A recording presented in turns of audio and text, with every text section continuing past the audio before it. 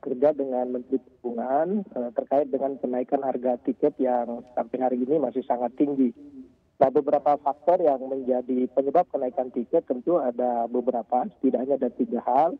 Pertama adalah biaya operasional yang bersifat tetap seperti sewa pesawat, penyusutan, dan lain-lain. Ada juga disebabkan oleh biaya operasional yang bersifat variabel. Misalnya ada handling, di situ ada bahan bakar, ada juga biaya bandara dan lain sebagainya. Nah, yang paling dominan saat ini adalah biaya disebutkan karena ada kenaikan harga aftur yang akibat misalnya perang Rusia Ukraina yang mempengaruhi harga minyak dunia. Jadi itu diantaranya selain memang ada biaya operasional yang tidak langsung seperti asuransi dan lain-lain begitu.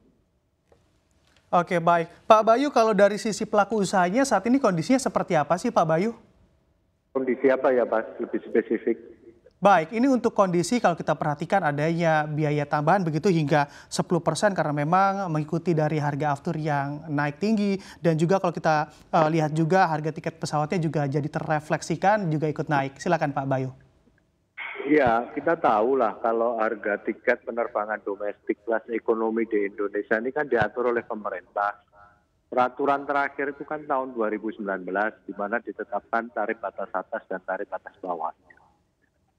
Saat ini dengan kondisi supply masih terbatas di mana kapasitas maskapai juga terbatas, sementara demand-nya mulai naik, itu harga tiket yang boleh dijual atau yang saat ini dijual itu di tarif batas atas. Baru di bulan April ada aturan tambahan tentang fuel surcharge atau tuslah kenaikan bahan bakar yang itu merupakan praktek di penerbangan dimanapun. Memang dibatasi hanya 10% dari TPA. Tapi untuk penerbangan internasional tidak dibatasi sih fuel surcharge-nya. Karena kita tahu harga fuel atau aftur itu kan mengikuti harga minyak dunia.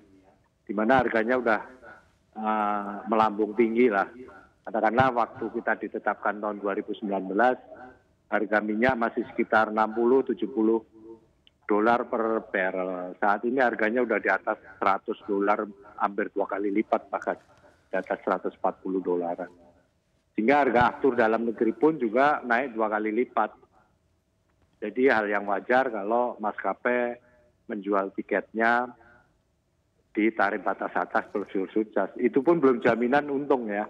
Jadi hanya bisa mempertahankan operasi aja, ketersediaan jaringan penerbangan dan konektivitas. Oke, baik. Pak Bayu, ini kan juga rencananya Juli akan berakhir begitu ya, walaupun saat ini peraturan ini juga masih dievaluasi oleh pemerintah. Tapi kalau misalnya dari pandangan Anda sendiri begitu dari sisi pelaku usahanya, apakah memang perlu diperpanjang begitu aturan ini atau justru memang harus diselesaikan saja agar memang harga tiket pesawat menjadi murah? Mas, fuel surcharge atau tuslah itu kan diberlakukan karena harga minyak naik, yang hampir 2 kali lipat juga. Kalau harga minyaknya turun, ya tentu akan lebih murah lagi atau surcharge itu nggak perlu diberlakukan gitu loh. Jadi kalau menurut kita sebagai pengusaha, sepanjang harga minyaknya masih tidak terkendali atau harganya masih bertahan di 140 dolar, sementara harga aftur juga udah 2 kali lipat dibanding tahun 2019. Sekarang saat ini di Cengkareng aja udah mendekati 17.000 per liter. Sementara waktu tahun 2019 masih berkisar 8 ribuan. Jadi ya tetap harus diperpanjang karena itu praktek di industri penerbangan dimanapun. Bahkan di internasional nggak perlu diatur, mereka langsung melakukan tarif tambahan atau tuslah atau fuel surcharge. Oke, baik, berarti harus diperpanjang. Saya akan bergeser untuk bertanya ke Pak Suryadi di DPR. Pak Suryadi, apakah memang ini juga menjadi solusi yang sangat tepat untuk saat ini untuk memperpanjang dari fuel surcharge ini? Ya, terkait dengan regulasi ya, keputusan Menteri Perhubungan nomor 68 tahun 2002 sebetulnya tidak perlu dibuat karena peraturan Menteri nomor 20 tahun 2019 itu sudah mengakomodir kemungkinan kenaikan biaya operasional akibat misalnya harga BBM yang naik gitu. Karena di situ ditetapkan batas atas yang sudah ada ring untuk menaikkan. Nah, kita memaklumi bahwa kenaikan biaya tiket ini menjadi sesuatu yang wajar, tapi ada yang tidak wajar adalah besaran kenaikannya. Karena besaran kenaikan ini rata-rata itu naiknya 100% dibanding dengan beberapa waktu yang lalu. Misalnya di jalur rute Jakarta Lombok ya, itu beberapa maskapai kan harganya sekitar 700-800.